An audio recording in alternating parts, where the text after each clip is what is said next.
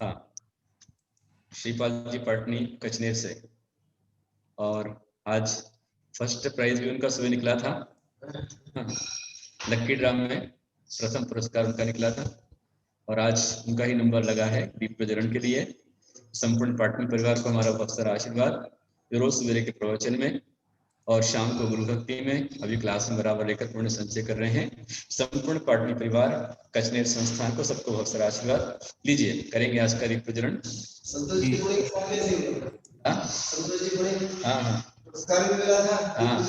हाँ जी, शुरू करते हैं आज का दीप प्रज्वलन।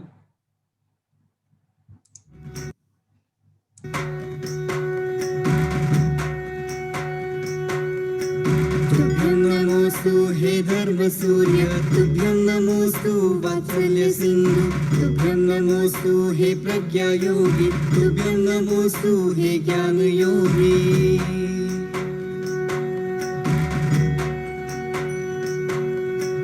तुभ्यं नमोस्तु महाकवीश्वर, तुभ्यं नमोस्तु हे आर्षमार्गी, तुभ्यं नमोस्तु हे मोक्षमार्गी, तुभ्यं नमोस्तु गुरुभक्ति नंदी, तुभ्यं नमोस्तु गुरुभक्ति नंदी, तुभ्यं नमोस्तु गुरुभक्ति नंदी।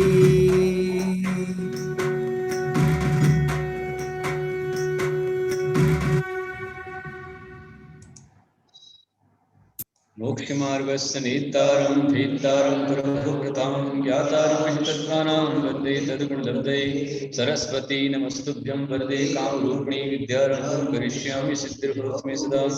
जय गुरु श्री अनंतानंद सद्गुरु वैष्णव भगवान की जय। वृषभादि वीरांचल सुंदर भगवान की जय। पंत वैष्णव भगवान की जय। उमा स्वामी आचार्य गुरुदेव की जय। गुरु आचार्य श्री गुरु सागर जी गुरुदेव की जय। गुरु आचार्य श्री कृष्ण जी गुरुदेव की जय। तीन कमला कोटि गुरुराज की जय। अहिंसा मय सनातन जय धर्म की जय।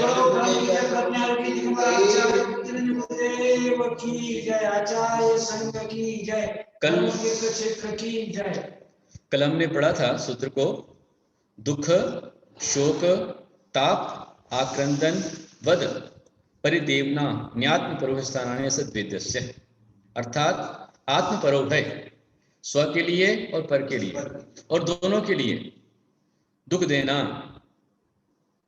शोक उत्पन्न करना, ताप होना। मिंटू भैया आवाज आ रही है क्या मेरी आपको? जी जी गुरुदेव, एकदम सही आ रही है, एकदम ठीक है। तो जिनको नहीं आ रही है वो एक बार डेस्क में करेक्ट हो जाइए वापस। हाँ, आक्रंदन रोना, वध दूसरों को मारना प्राण विच्छेद करना, परिदेवन परिताप देना, स्वयं के लिए देना पर के लिए देना दोनों के लिए देना, इससे असता वेदनी कर्म का आश्रय होता है। जिन कार्यों से दूसरों को दुख मिलता है, कष्ट मिलता है, पीड़ा मिलती है, कोई भी कार्य करना इससे असता वेदनी कर्म का आश्रय होता है। तो प्रश्न आता है कि यदि स्व पर उभय में दुख देने वाली बात है तो दिगंबर जैन मुनि नंगे रहते हैं, ठंडी सहन करते हैं, बरसात की गर्मी बरसात को सहन करते हैं, बरसात के कष्ट सहन करते हैं, गर्मी बरसात आस्था, फिर चलना पैदल चलना तो कष्ट नहीं होता क्या? केश लॉन्च करते हैं और उपवास करते हैं, एकाशन करते हैं, अंतराय पालन करते हैं, तो इसमें असता वेदनी का आश्रय नहीं होगा क्या? नहीं होगा। क्यों नहीं होगा? क्योंकि जहां क्रोध मान माया लोभ के उदय से कार्य किया जाता है, यदि व्यक्ति क्रोध से गुस्से में भोजन ना करे तो गुस्से में भोजन ना करने पर असता वेदनी का आश्रय होगा। पर यदि आत्म शांति से उपवास कर रहा है, आत्म कल्याण के लिए उपवास कर रहा है, आत्मशक्ति को जगाने के लिए केश कर रहा है, तो यहाँ पर क्रोध मान माया लोभ को शांत कर किया जा रहा है, सम्यक दर्शन के साथ किया जा रहा है, सम्यक ज्ञान के साथ, चरित्र के साथ में किया जा रहा है। और जहां समता है, समता के साथ किया जा रहा है, तो उसमें असता वेदनी का आश्रम नहीं होगा। समझ में आ रही बात? उद्देश्य हमारा क्या है? जहां राग द्वेष है, क्रोध संक्लेश है, उसके साथ किया गया कार्य असता वेदनी का आश्रय कराएगा। और जहां पर राग द्वेष नहीं है, वीतरागता है, समता है और समता के साथ में आत्मशक्ति को बढ़ा रहे, आत्म शांति बढ़ा रहे हैं, तो ऐसी क्रिया में कोई भी दोष नहीं है, ना उससे आश्रय होता है। ठीक है? आगे हम चलते हैं।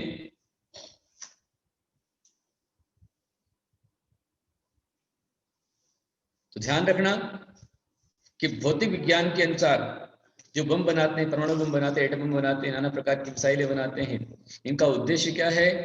जीव हत्या, मारना। तो जो ही बना रहा है आत्मरक्षा के लिए बनाया गया है, क्योंकि पंचम काल है, कली काल है, और चतुर्थ काल के अंदर भी जिसके पास शक्ति है उसकी सुरक्षा होती है। जिस समय हमारा भारत कमजोर हुआ था, गुलाम हो गए थे आपस में फूट के कारण से, तो अनेक समय तक गुलाम रहे। लेकिन जब भारत के सभी लोग एकत्र हो गए और एकत्र होकर के सबने संगठन के साथ देशभक्ति दिखलाई, देश आजाद हुआ। और आज भी देखिए आप कि चाइना, पाकिस्तान आदि आदि देश जो है वो खाने को दौड़ रहे हैं, दबाने को दौड़ रहे हैं, हमारी जमीन हड़पना चाहते हैं।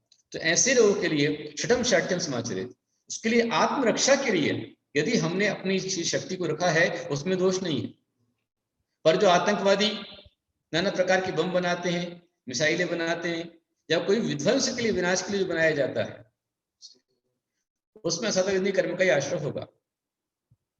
हमारे सैनिक, भारत के सैनिक कभी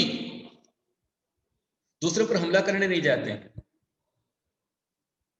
कभी भी भारत के सैनिक इस सीमा पर घुसपैठ नहीं करते, अतिक्रमण नहीं करते हैं, कभी नहीं करते।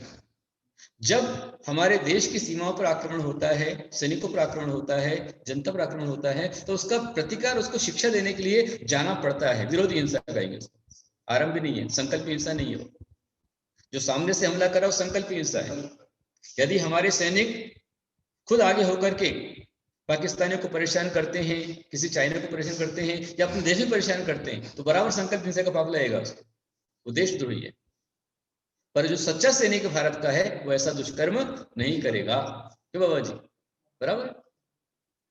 तो जिसमें हजारों व्यक्ति मारे जाएंगे, इस तरह की चीजों का निर्माण करना विध्वंसकारी, वो सब असाताविधि का आश्रय होता है। अब साताविधि का आश्रय कैसे होता है वो बतला रहे हैं। अगला सूत्र है 12 नंबर का, भूत वृत्त्यनुकंपा दान सराग संयमादि योगः शांति शौचमिति सद्वेद्यस्य भूत वृत्त्यनुकंपा दान सराग संयमादि योगः शांति शौचमिति सद्वेद्यस्य। सूत्र नंबर 12, पहले भूत अनुकंपा, वृत्ति अनुकंपा, दान, सराग संयम और इसका योग, शांति क्षमा और शौच शुद्धि, इसके माध्यम से सातावेदनी का आश्रय होता है। मिनटी दूसरा निकालो, सूत्र नंबर 12 निकालो, वर्णित अवस्था जो भी है 12 नंबर सूत्र। ये हो चुका है, कल हो गया।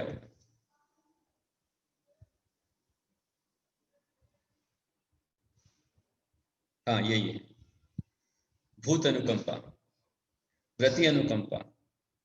भूत मतलब कौन होता है? भूत से भूत प्रेत नहीं है, जो कर्मोदय के वश चारों गति में उत्पन्न हुए प्राणी हो भूत कहलाते हैं।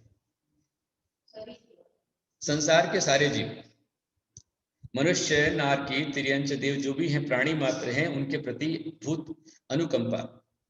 वृत्ति अनुकंपा, वृत्ति कौन है? तो जिसने हिंसा, झूठ, चोरी, कुशील, परिग्रह, इन 5 पापों का एक देश या सर्वदेश त्याग किया है, वो व्रती है। एक व्रती है, एक वीरता व्रत है। जिसने एक देश त्याग किया है वो श्रावक है। जैसे कल परसों रानी बाकलीवाल ने पूछा था कि हम देशव्रती हो सकते हैं क्या? तो बिल्कुल हो सकते हैं। देशव्रती होना कठिन काम नहीं है। बोल महावीर भगवान की। आवाज आ रही है कि आपको सभी को मेरी, कि कम आ रही है? नहीं गुरुदेव, एकदम सही आ रही है। जिनको भी कम आ रही है वो एक बार डिवाइस चेक कर ले आपका, वैसे एकदम सही आ रही है गुरुदेव। ठीक है ठीक है। हाँ मेरी, अच्छा क्या बात है। अच्छा ठीक है। लैपटॉप हटा देना चाहिए आपको, डायरेक्ट सारी बात है, हाँ डायरेक्ट आवाज सर्विस अनुकंपा। तो व्रती कौन है और आप व्रती बन सकते हैं यदि आप एक देश हिंसा को छोड़ देते हैं। 4 प्रकार की हिंसा में एक संकल्प हिंसा छोड़ दीजिए कि मैं कभी किसी की हत्या नहीं करूंगा, किसी को नहीं मारूंगा, और यदि कोई मेरे ऊपर हमला करने आ रहा है, आप श्रावक हैं, अपने बच्चों के साथ में कुछ कर रहा है, अपने परिवार में किसी के साथ में कुछ हो रहा है, धर्म के लिए, संस्कृति के लिए, संस्कारों की रक्षा के लिए, यदि आपको युद्ध भी करना पड़े तो आप श्रावक धर्म से बाहर नहीं है। श्रावक धर्म का एक कर्तव्य है। तो संकल्प हिंसा को मात्र छोड़ दिया, बाकी आरंभ उद्योग विरोधी हो जाती है तो भी आप श्रावक की श्रेणी में आएंगे, आप व्रती हैं। एक संकल्प हिंसा छोड़ दीजिए। फिर जो झूठ है उसमें सत्य अनुव्रत ग्रहण कर लीजिए। मैं ऐसा झूठ नहीं बोलूंगा जिससे किसी का प्राणोघात हो जाए, ऐसा झूठ ना बोलूं। चोरी, मैं चोरी नहीं करूंगा। अपने पास जो व्यापार है उसको ईमानदारी के साथ में करूंगा, तो जितना लगता है उस प्रकार से लूंगा। कोई भी सामान बिना पूछे, बिना कहे किसी का सामान नहीं लूंगा तो चोरी छूट जाएगी आपकी। और कुशील अर्थात पुरुष है तो सदा संतोष रखे, और स्त्री है तो सब भरता संतोष। पर धन भरता पर न लुभाऊं, पुरुष के लिए पर धन वनिता पर न लुभाऊं। पराय धन पर, और पर वनिता मतलब स्त्री पर नहीं लुभाना। और स्त्री के लिए क्या होना चाहिए? पर धन भरता पर न लुभाऊं, पराय धन पर और पर पुरुष पर नहीं लुभाना। तो इतना आदि आपने कर लिया तो आपका ब्रह्मचर्य नाम का अनुव्रत हो जाएगा। जो श्रावक के अष्टम हाँ, गोपाल में से भी व्रती होता है, एक श्रावक की श्रेणी में आ जाएगा, अष्टम गुण हो जाएगा। बिल्कुल। आपने यदि पंच उदुम्बर फल, बड़, पीपल, पाकर, उमर, कठुम्बर, ये पंच उदुम्बर फल और 3 मकार मध्य मांस मधु को त्याग दिया। अभी कभी आप शराब नहीं पीते हैं, मांस नहीं खाते हैं, मधु नहीं लेते हैं, शहद नहीं लेते हैं, यदि इसका आपने त्याग कर दिया तो आपका पंच अनुव्रत मतलब अष्टम गुण आपका हो जाएगा। और अष्टम गुण यदि आपका है तो आप श्रावक की श्रेणी में आ जाते हैं, पाक्षिक श्रावक हो जाते हैं। जिनवाणी पर अटूट श्रद्धा, दृढ़ श्रद्धा, और देव दर्शन का नियम रोज से करें, और पंच उदुम्बर फलों का त्याग करें, 3 मकार का त्याग कर देवे, भगवान का दर्शन आदि करें, पूजन करें, रात्रि भोजन ना करें, तो एक सम्यक दृष्टि श्रावक के लक्षण आप में आ जाते हैं। आप कार्तिकेय प्रेक्षण में और इसमें उसने भी श्रावक आचार्य में 11 प्रतिमा रहती, 12 प्रतिमा।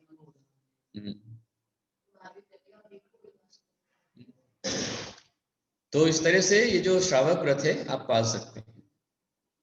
इतना भी कर लिया आपने तो आप, यदि आपने रात्रि भोजन का भी त्याग कर दिया,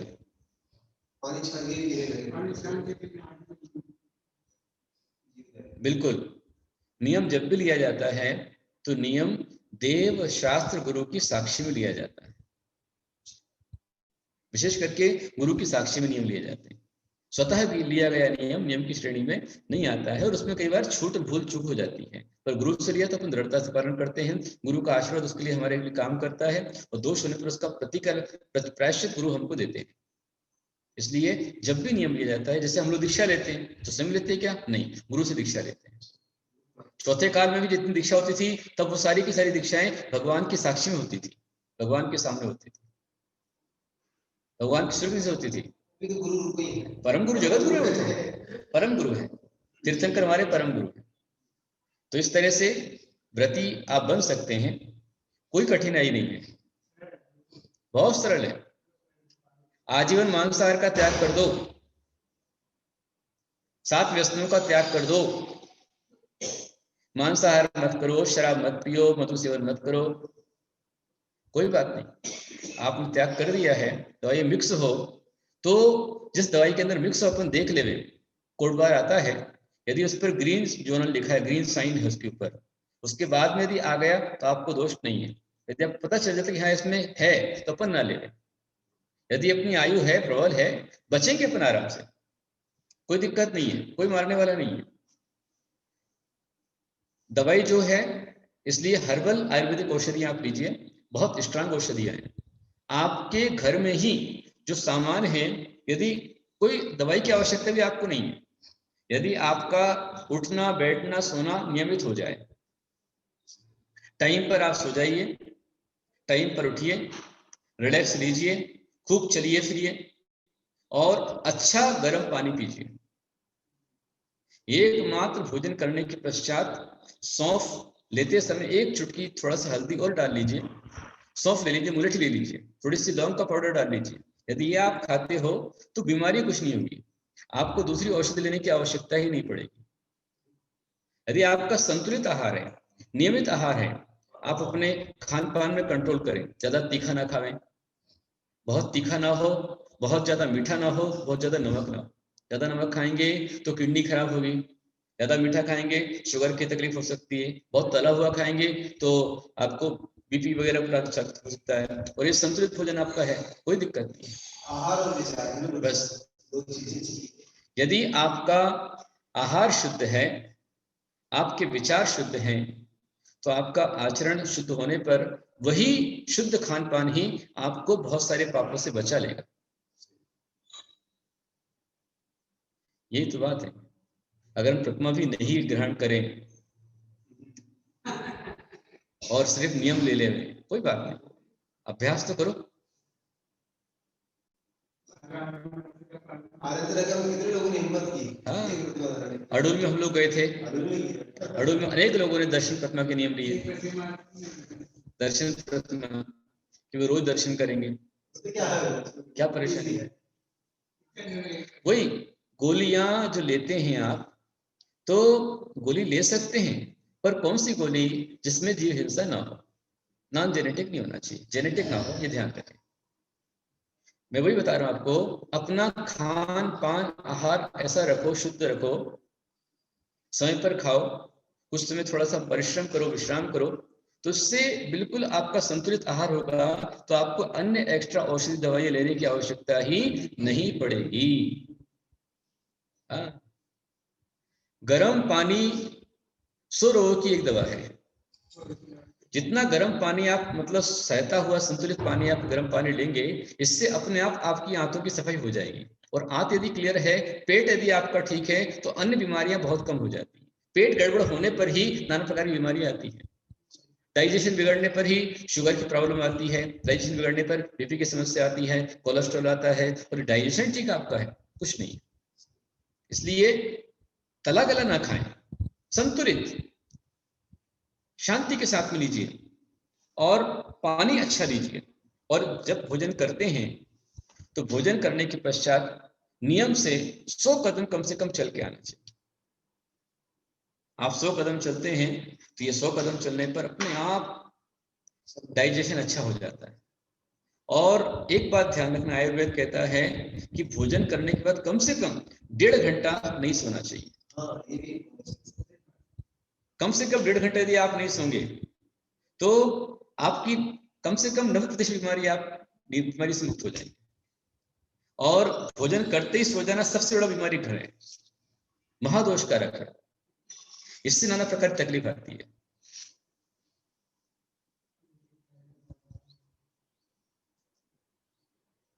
अगर हम घर से बाहर रहते हैं और बाहर खाते हैं और वहां वेज नॉन वेज दोनों मिलता है, तो उसमें भी पाप लगता है, पक्के में लगता है, 100% लगता है। जहाँ वेज नॉन वेज है, ऐसी बहुत सारी दुकानें जहाँ पर प्योर वेज रहता है, तो हम प्योर वेज देवें। नॉन वेज जहाँ पर है, क्योंकि जब बनाने वाला जो बनाता है वो जानबूझ करके जिस नॉन वेज से बना रहा है उसी प्रकार के बर्तनों को जानबूझ करके वो वेज में मिलाता है।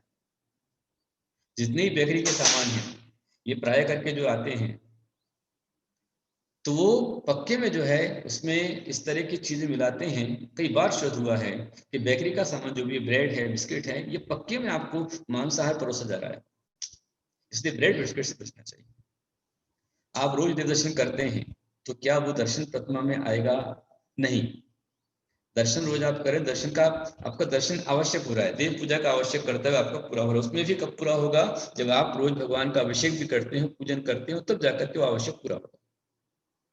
बाकी आप दर्शन रोज करते हैं, पर यदि दर्शन प्रतिमा आपने नहीं ली है, दर्शन प्रतिमा का नहीं होगा उसमें। प्रतिमा लेंगे तब होगा। अब इस पे आ जाइए, भूत वृत्ति अनुकंपा। तो आप व्रती बन सकते हैं। भूत अनुकंपा मतलब क्या है? अनुकंपा मतलब क्या है कि अनुग्रह से दयालु होकर के और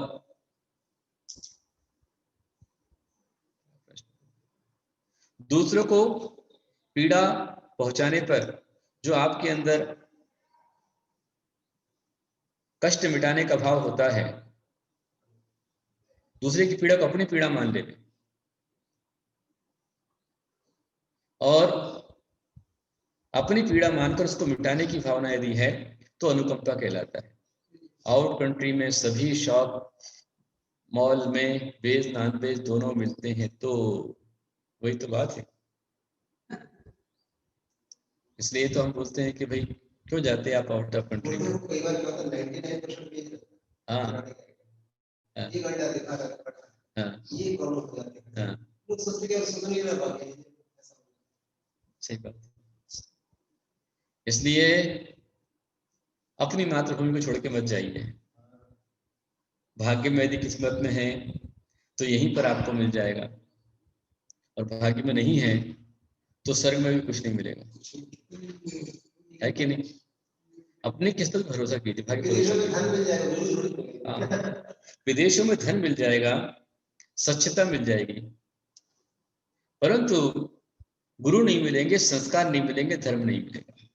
वो तो अभी ठीक है, जूम के माध्यम से आपको रोज मिल रहा है, आप ले पा रहे हैं, परंतु जहां तक हो ऐसा करना चाहिए कि जहां पर भी है बिल्कुल खुद से पकाकर खा सकते हैं, बाहर नहीं खाएं। बिल्कुल स्वयं पका लीजिए, स्वयं लेकर खा लीजिए, कोई बुराई नहीं इसके अंदर, है ना? ठीक है। और गिलोय हर्बल, बिल्कुल हर्बल औषधि में है, गिलोय है, और एक औषधि है जो बुखार आदि को ठीक करती है, अमृता गिलोय खिलाती है। तो वो है वैसे सब प्रतिष्ठित की श्रेणी में आता है, सब प्रतिष्ठित है वो, परंतु उसको सुखाने पर वो अप्रतिष्ठित हो जाता है। तो उसको ले सकते हैं। अनुकंपा हो गया, फिर भूत अनुकंपा और व्रती अनुकंपा, इसमें क्या अंतर है? तो देखिए, भूत अनुकंपा जो है वो परोपकार में आएगा, मतलब सामान्य विशेष का भेद है। जो प्राणी मात्र के लिए सब प्राणी पर अनुकंपा की जा रही है तो वह कहलाएगा परोपकार, करुणादान। और यदि आप व्रती अनुकंपा कहते हैं तो व्रती अनुकंपा जहां होती है वहां पर जो है भक्ति आपकी हो जाती है। व्रती की अनुकंपा आप जो कर रहे हैं तो वो एक तरह से आपकी तरफ वही वृत्ति सेवा आप कर रहे हैं। देखिए, चीकू जो है वो ऐसा अभक्ष्य फल नहीं है जो आप त्याग कर रहे हैं। बैंगन पत्ता गोभी तो पक्के में त्याग करना चाहिए, पर चीकू जो है वो आप जिस उम्र के अंदर अनुभव तो आयरन की आवश्यकता पड़ती है, लोह तत्व चीकू के अंदर होता है। इसलिए मेरे विचार से चीकू अभक्ष्य नहीं है और वृक्ष पर लगने वाला फल है। चीकू छोड़ करके आप अन्य त्याग करें तो अच्छा रहेगा। पत्ता गोभी आप छोड़ दीजिए, आलू छोड़ दीजिए, जमीकंद छोड़ दीजिए, कोई बुराई नहीं। मूली छोड़ दीजिए, गाजर मत खाइए, इसको छोड़ दीजिए। आप पत्ता गोभी बिल्कुल मत खाइए। पत्ता गोभी क्यों नहीं खाना आप स्वयं देख लो। पत्ता गोभी प्राय करके वो सब प्रतिष्ठित है, क्योंकि जो पत्ता है उसमें चट करके टूटता है, और दूसरा उसमें बहुत जल्दी तरस जीव ज्यादा हो जाते हैं। सबसे अधिक कीटनाशक हाँ, फूल गोभी पत्ता गोभी बहुत ज्यादा कीटनाशक डाला जाता है और बहुत ज्यादा कृमि जल्दी उसको लगते हैं, जल्दी कीड़े होते हैं, उसमें बहुविघात है। इस कारण से पत्ता गोभी फूल गोभी नहीं खाना चाहिए। अरे खाने के लिए इतनी सारी चीजें हैं। सबसे बढ़िया लौकी है, गिलकी है, तोरई है, टिंडा है, परवल है, भिंडी है, जिसमें अच्छा शुद्ध हो, जीव जंतु ना हो, ऐसी चीजों को लीजिए, कोई दिक्कत नहीं है। ये क्या लिखा है? केबेज।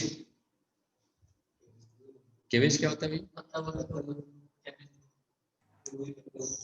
पत्ता गोभी जो है ना, तो पत्ता गोभी के अंदर भी वो सब प्रतिष्ठित टाइप ही है, जब हम थोड़े चट करके टूट जाता है, और उसमें कृमि जल्दी होते हैं, ज्यादा होते हैं, और बहुत जल्दी दुर्गंध उसके अंदर आती है। और प्राय करके ये वात कारक है और उस पर ज्यादा कीटनाशक डालने पड़ते हैं, इसलिए जहां तक वो नहीं लेना चाहिए। तो भूत अनुकंपा, प्रति अनुकंपा, फिर दान। देखो, दान से भी उत्थान होता है। स्व और पर के उपकार के लिए जो उत्तम द्रव्य का दान किया जाता है, उस दान करने से भी सातावेदनी का आश्रय होता है। ये सातावेदनी का आश्रय आ रहा है। आप प्राणी मात्र पर दया करेंगे, करुणा करेंगे। जैसे यहाँ पर गौशाला खोली गई और गौशाला में जीवों की रक्षा की जा रही है, तो ये भूत अनुकंपा है। पहले संत निवास बना और संतों के आने पर व्यवस्था की जाती है, तो ये व्रती अनुकंपा है। और जो आप लोग दान करते हैं, ये दान है। आपके दान से ही ये तीर्थ खड़ा हुआ है। दान की प्रेरणा हमने दी है, पर हमारी प्रेरणा को आपने एक्सेप्ट किया है और बड़े उत्साह से, बड़े उदार मन से आप लोगों ने सबने दिया है, इस निमित्त से दान से हुआ है। तो ये भूत अनुकंपा, जो भी प्राणियों पर दया करेगा, चलते फिरते उठते बैठते। हमें एक बार सर्प मिल गया, मरणासन था, सर्प को नमोकार सुनाया। महावीर नगर में हम लोग को एक नेवला मिला था, कुत्ते ने पकड़ लिया नेवले को और हमने जोर से उसको, कुत्ते को भगाया तो वो नेवला उनके हाथ से छूट गया। अब कुत्ते ने नेवले के गले पर गर्दन जोर से मार दी थी। तो हम लोगों ने प्लाईवुड पर उस नेवले को ले लिया और लगभग बाबा जी करीब 3 घंटे हम नेवले के पास बैठे रहे। हाँ, लाल चिट्ठी उसके पास में आने लगे तो चारों से हम लोगों ने हल्दी डाली। मेरे साथ में सुरेश गुप्त जी थे, उस समय क्षुल्लक जी थे, समाधि गुप्त जी, सुधर्म गुप्त जी, ये सब क्षुल्लक थे, और गोविंद कुलपुत्र नंदी जी थे हमारे साथ में, और वो कपिल भैया थे सुलभ तुम्हारे, उसमें ब्रह्मचारी थे। तो हम तीनों चारों, सुरेश गुप्त में और ब्रह्मचारी कपिल, हम तीनों 3-4 घंटे वहीं बैठे रहे छत के ऊपर और लगातार उस पर नमोकार मंत्र सुनाते रहे। हाँ, और आखिरी में 3 घंटे बाद महावीर नगर गेवराई में उसका समाधि ग्रहण हो गया। बाद में उनको बोला कि अच्छे से लेके जाओ, हल्दी नमक डाल के गढ़ दो। ऐसे यहाँ पर भी अनेक जीव कई बार उनकी समाधि कराई है। तो ये भूत अनुकंपा है, दया करना, उनके प्रति दयाल चित्त हो जाना। अनुकंपा का मतलब है कि दूसरे को दुख का अपना दुख समझना। यदि आपके जमाई शांत हुए हैं तो सूतक नहीं होता है। एक दिन का विकल्प रहता है, यदि आप गए बाड़ी को छुआ है, बात एक अलग है। बाकी जमाई के शांत होने पर सूतक नहीं आता है। हाँ, जिनवाणी नहीं मानती है। आप अपने मन से मानो, बात एक अलग है, बाकी जिनवाणी भी नहीं दिया हुआ है। वो तो किसी का भी हो, किसी का भी हो। आप यदि कोई पड़ोसी भी है, कोई अनजान व्यक्ति भी है और उसकी अंतिम यात्रा में आप जा रहे हैं और यदि आपने डेड बॉडी को छुआ है, किसी को भी छुआ है, तो एक दिन का सूतक होता है उसके अंदर। वो अकेले बेटी और जमाई का नहीं पकड़ो आप उसको, जिनवाणी में बेटी और जमाई का नहीं है। यदि आप गए हो और छुआ है तो सूतक है, नहीं छुआ है, नहीं गए तो सूतक नहीं है। और वही जो आपने लिखा कि हम अगर किसी पर दया करके मदद करते हैं पर वही हमसे फायदा उठाए तो हम दया कम पर रहेगी क्या? भाई ऐसा करो आप अपनी दया कि जिससे आपको तकलीफ ना हो। हमेशा एक बात ध्यान रखना कि अपनी झोपड़ी जलाकर दूसरे के हाथ पर नहीं सेके जाते हैं। समझ में आया? आप उतना ही करो जितना आपको सुगमता से, अनुकूलता से हो जाए, जिसमें आपको विकल्प तकलीफ ना हो, वैसे करना चाहिए। भूत अनुकंपा, वृत्ति अनुकंपा, ये करने पर निश्चित रूप में सातावेदनी का आश्रय होता है। और दान करने से सातावेदनी का आश्रय होता है। सराग संयम जो हम मुनिराजों का है, 6ठे गुणस्थान वर्ती जो मुनि हैं उनका सराग संयम है, क्योंकि संजुरण कषाय है, राग सहित सराग संयम है। संयम का लक्षण क्या है, सराग क्या है? संसार के जो कारणों को त्याग के प्रति उत्सुक है, परंतु जिसके मन से राग का पूरा संस्कार नष्ट नहीं हुआ है, वो सराग है। और प्राणी और इंद्रियों के विषय में अशुभ प्रवृत्ति का त्याग करना, उसको संयम कहते हैं। तो जो सराग के साथ संयम, उसको सराग संयम कहा जाता है। और वो किसको होता है? तो 6ठे गुणस्थान वर्ती मुनि को होता है। रागी जीव का संयम सराग संयम कहलाता है, और वो सराग संयम 6ठे गुणस्थान में है, 5वें गुणस्थान के अंदर है। दोनों में सराग संयम है। इससे भी सातावेदनी का आश्रय होता है। और इसमें च शब्द से संयम भी ग्रहण किया गया है।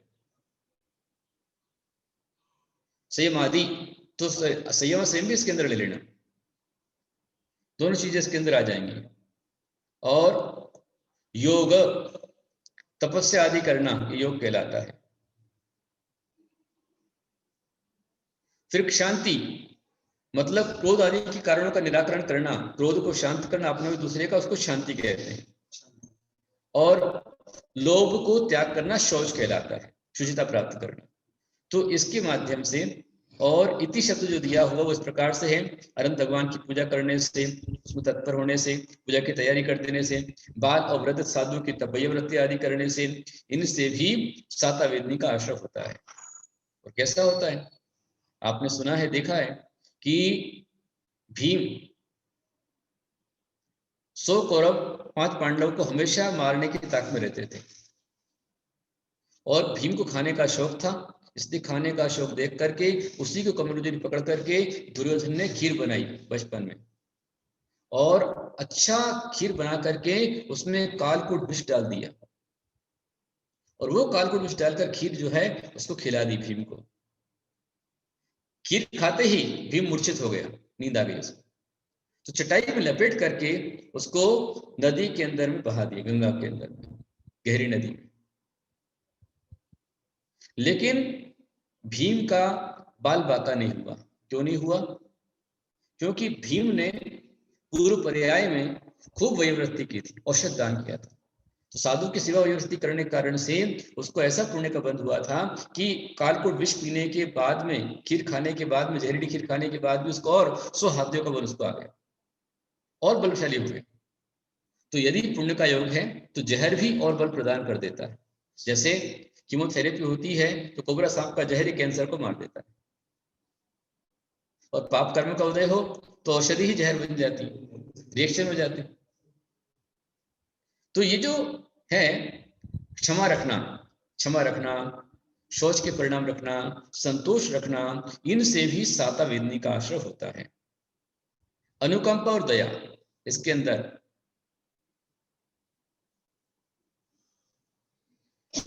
बिल्ली अगर चूहों को खा रही है तो हमें हर हाल में उनको बचाना चाहिए, और हमारा विषय उस बिल्ली को अंतराय डालना नहीं है, बल्कि और आप चाहें तो आप देख लीजिए, दूध रखते भाई पी ले, दूध पिला दीजिए, रोटी खिला दीजिए, चावल खिला दीजिए, परंतु यदि चूहे को पकड़ रही है तो हर हाल में हमको बचाना हमारा कर्तव्य है।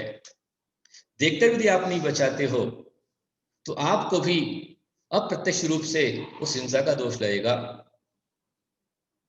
यह ना समझो क्रूर कृत्य का भागी केवल व्याध, शिकार करने वाला ही भागी नहीं है, जो तटस्थ हैं समय रहेगा उनके भी अपराध, जो तटस्थ होते हैं वो भी अपराधी होते हैं। जैसे महाभारत के प्रसंग में जिस समय राजसभा में द्रौपदी का चीरहरण हो रहा था, उस समय जितना दोषी दुर्योधन और दुशासन है उतना ही धृतराष्ट्र को माना गया है, उतना ही भीष्म पितामह को माना गया है, द्रोणाचार्य कृपाचार्य को उतना दोषी माना गया है कि उन्होंने अपने पद का उपयोग क्यों नहीं किया, विरोध क्यों नहीं किया, क्यों नहीं चले गए वहां से, क्यों ताकत नहीं लगाई उन्होंने, क्यों शील की रक्षा नहीं की।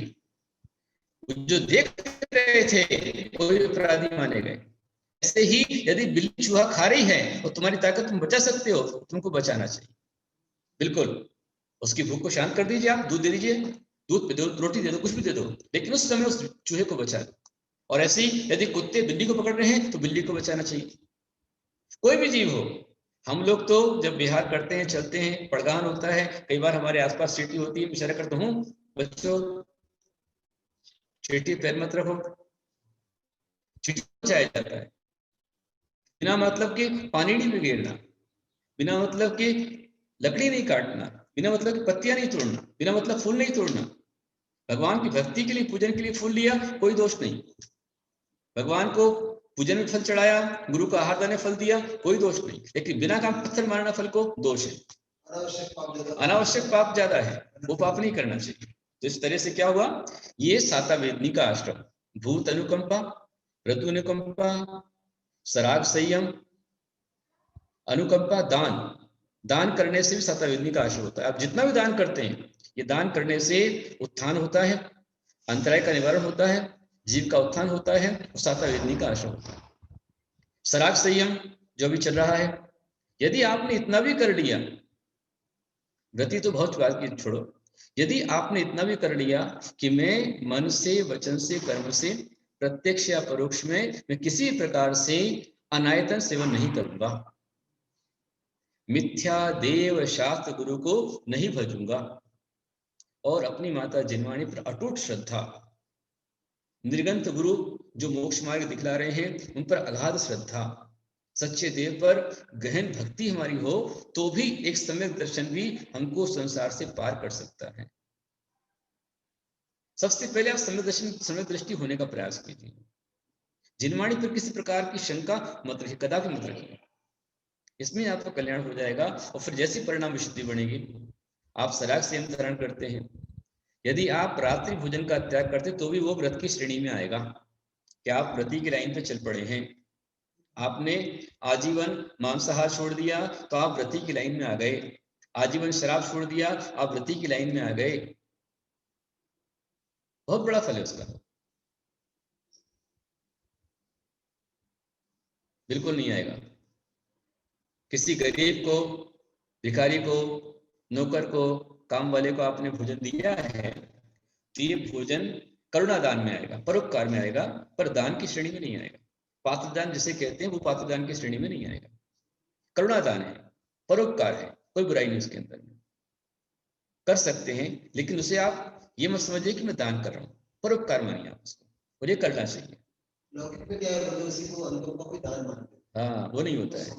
गाय को चारा डाला गया तो गाय को चारा डाला, वो करुणा है, परोपकार है, उसको दान मत मानो। हाँ, लेकिन यदि आपने तीर्थ पर चारदान में कर्णादान भी है, चारदान, पात्र दान के 4 दिन अलग हैं और सागर धर्म के अनुसार 4 दिन अलग हैं। करुणादान, करुणादान, पात्रदान, करुणादान, समदाय, अन्वयदान। तो इसमें पात्रदान मोक्ष के लिए कारण है, दत्तीय दान एक बात है, और करुणादान जो है, परोपकार जो है, ये आपको सातावेदनी का आश्रय कराएगा बस, इससे मोक्ष मार्ग का संबंध नहीं। हाँ, और समदान और अन्वयदान जो है ये आपस का आपका गृहस्थ लोकाचार है, जिसके द्वारा भी कोई पुण्यवंत होगा ऐसा नहीं। आपने अपनी बेटी दी और साथ में दहेज दिया तो ये संबंध आपने बैठाया, इसके माध्यम से आपका जितना राग भाव है उतना राग का अशुभ कर्म का बंध होगा, कोई पुण्यबंध नहीं होगा उसमें। या आपने अपने बेटे को समान रूप से बांट दिया, भाई तू तेरा ले ले, तू तेरा ले ले, तो ये बांटा, इसमें क्या पुण्य रहेगा? नहीं, कोई पुण्य नहीं, ये आपका लोकाचार है। हाँ, आपने देवशास्त्र गुरु के लिए अर्पण जो किया है वह दान की श्रेणी में आएगा। आपने गाय तीर्थ पर दी कि भाई तीर्थ पर भगवान का अभिषेक हो, गुरु का आहार दान, गोदान, तो वो गाय दान आपने करके दान कर लिया, पर गायों को चारा आप डाल रहे हो तो दान में आएगा, ऐसा नहीं, वो करुणा दान है, पात्र दान की श्रेणी में आएगा। ठीक है।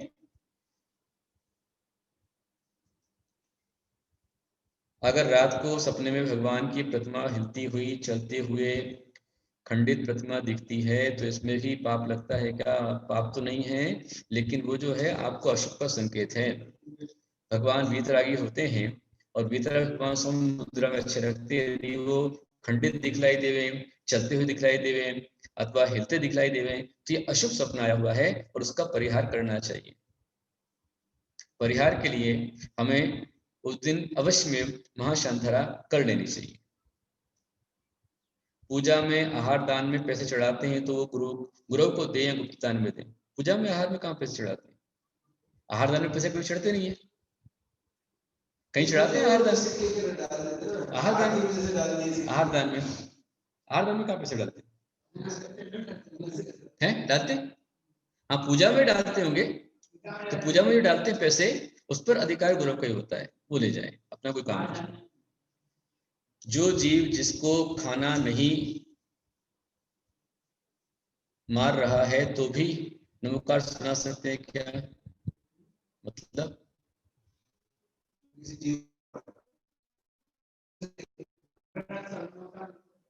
जीव को मारा जा रहा है उसे बचाने का प्रयास किया जाए, बचाया जाए, और नहीं बचा सकते हैं वहां पर नमस्कार देकर भी कल्याण करते हैं, ऐसा भी हुआ है। चारुदत्त के समक्ष एक जो है वो भारत के वो जीव को मारा गया, तो तुरंत उसने उसको नमोकार सुनाया, बचा नहीं पा रहा, नमोकार सुना दिया। चलो समय बहुत हो गया है, ठीक है। कर्ण इंद्रिय नहीं, मुझे बात समझ में नहीं आ रही। हिंदी अच्छी जरूर है। हाँ, थोड़ा सा अच्छा समझ के लिखें तो समझ नहीं पाएंगे। चलिए आज इतना ही आपके लिए। और आज चूंकि आपने धर्म तीर्थ क्षेत्र पर किनका दर्शन किया था आज बताइए? बनारस के पारसनाथ और चंद्र भगवान दो के आपने दर्शन किए, और भगवान समुद्राचार्य को आपने देखा। बहुत शानदार था आज का, बहुत सुंदर झांकी आज की थी। तो आज का हमारा जो यूनिक कोड है वो आपके लिए 8 है, 8। भगवान चंद्र प्रगटे और नमस्कार में चमत्कार हो गया, तो नमस्कार में चमत्कार को ध्यान रखते हुए आज का यूनिक कोड 8 नंबर है ना, ठीक है। यदर्थ मात्रा पदवाक्यहीनं मया प्रमादात् किंचनोक्तं तन्मे क्षमित्वामेतात् देवी सरस्वती केवलबोधलब्धिं बोधि समाधि परिणाम सिद्धि स्वात्मोपलब्धि शिव सौख्य सिद्धि चिंतामणि स्थितस्दाने त्वं वन्दे मानसमास्ते।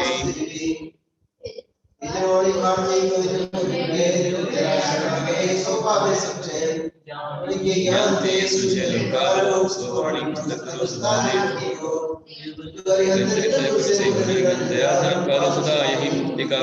धर्म पर संसार सुख धर्म कर निर्माण धर्म पर सादे बिना करते चतमान करी हर मोक्ष पंथ भगत धर्म अभिमान नहीं करो अंदर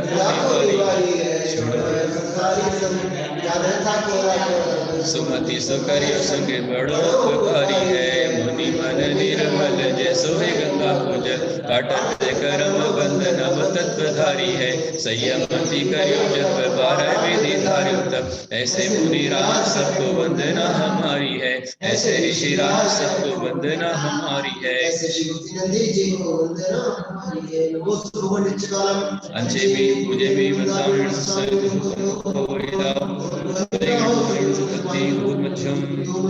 एक ऐसे कीजिए, फिर मैं आपको प्रश्न का उत्तर दूंगा।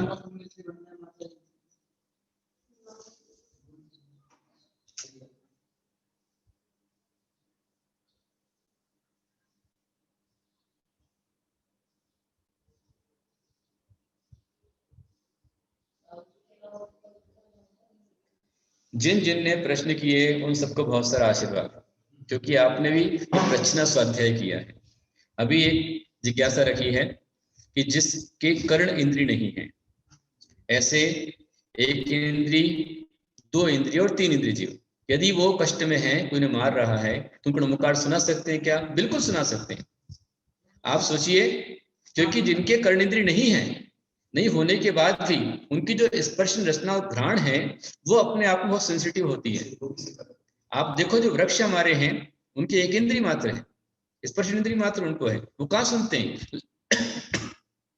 लेकिन वाइब्रेशन जो होता है मंत्र का, उस वाइब्रेशन से उनका कल्याण हो जाता है। तो नमोकार मंत्र की ध्वनि वेव्स वो भी उनके लिए काम करती है, और वो अपने स्पर्श इंद्रिय के माध्यम से उसका स्पर्शन महसूस करते हैं और उस परिस्पंदन उनका कल्याण करता है। नमोकार मंत्र चराचर सबके लिए है, सबका कल्याण कर सकता है, कोई बुराई नहीं। ठीक है, फसल के लिए बोलते हो, हाँ संगीत सुनाया जाता है। बिल्कुल, फसल अच्छी पानी हो, अच्छे फूल लगाना हो, अच्छे फल पाना हो, तो वहां पर संगीत म्यूजिक चलता रहता है, पानी भी डलता है, संगीत वगैरह होता है, और उसमें भी और अच्छे अच्छे लोग, साफ सुथरे लोग, सुंदर सुंदर लड़के लड़कियां उन फूलों को लेने जाते हैं, उनका देखभाल करते हैं, उससे और अच्छे फल आते हैं, सुंदर फल आते हैं। ठीक है, आशीर्वाद। नीलकंठ वस्त्र आदि अर्घ भाव से लिया, आपका विधान मात्र शक्ति भाव से किया, कृष्णा महान है जिनेश आपकी, माते अर्चना हरे प्रवंचना विभाव की, माते अर्चना हरे प्रवंचना विभाव की। ओम द्वादशांगी वाणी माचरणे व्यजन फलादि अर्मण कांति स्वाहा। आचार्य कुंत सिंधु है वात्सल्य दिवाकर, आचार्य कनक नंदी है सद्ज्ञान दिवाकर, जिन धर्म का डंका बजाना जिनका है धर्म, भक्ति से भक्त बोल वंदे कुंत सागरम। जय जय जय गुरुदेव की, जय हो जय गुरुदेव की। ओम भीम परम पूज्य तत्पाल सुब्रतकर्ता मौसमी आचार्य आचार्य श्री गुणसागर कर्ण गुरुदेव सरासर शरणवियो जल फलादि गुण कामति स्वाहा। आचार्य को गर्व चाहिए। आचार्य गुप्ति नंदी ने कमाल कर दिया, वात्सल्य देख के सबको माला माल कर दिया।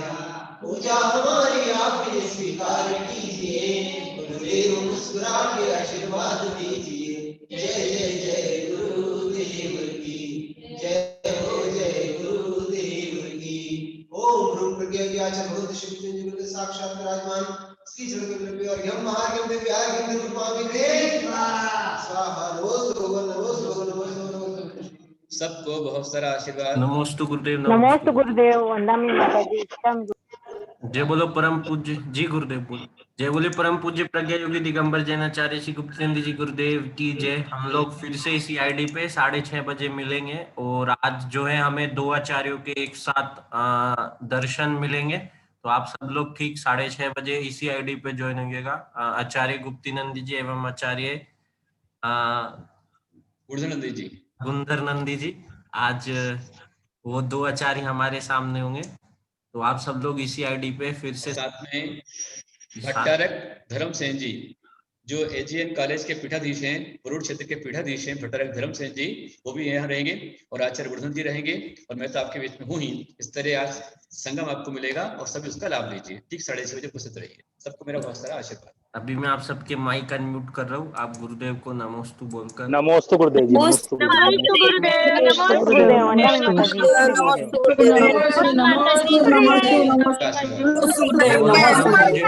दिगंबर जैनाचार्य श्री गुप्तेंद्र जी गुरुदेव की जय। सभी गुरु भक्तों को जय।